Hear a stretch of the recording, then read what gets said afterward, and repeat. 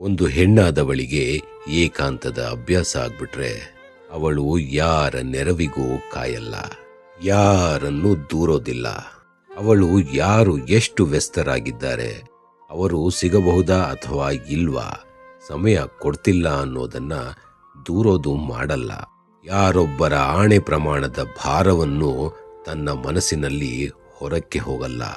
ಯಾರ ಮೇಲೂ ಕೋಪಗೊಳ್ಳಲ್ಲ, ಯಾರ ಹತ್ತಿರವೂ ಕ್ಷಮೆ ಯಾಚಿಸಲ್ಲ.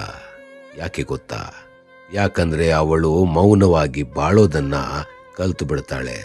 ಅವಳ ಚಾಯ್ ಕಪ್ ಜೊತೆ ಮೌನದ ಮಾತು, ಪುಸ್ತಕದ ಅಕ್ಷರಗಳೊಂದಿಗೆ ಸ್ನೇಹ, ತನ್ನ ಕೊಠಡಿಯ ಒಂದು ಕೋಣೆಯಲ್ಲಿ ನೆಮ್ಮದಿ. ಯಾರ ಹಂಗೂ ಇಲ್ಲದ ತನ್ನದೇ ಆದ ಒಂದು ಪ್ರಪಂಚವನ್ನ ಸೃಷ್ಟಿಸ್ಕೊಳ್ತಾಳೆ. ಅಲ್ಲಿಗೆ ಸೀಮಿತ ಅವಳು, ಅವಳ ಏಕಾಂಗಿತನ. ಯಾರಿಗೂ ಪ್ರವೇಶವಿಲ್ಲದ, ಯಾರ ಮೇಲೂ ಅಪೇಕ್ಷೆ ಇಲ್ಲದ ತನ್ನದೇ ಆದ ಪುಟ್ಟ ಪ್ರಪಂಚ.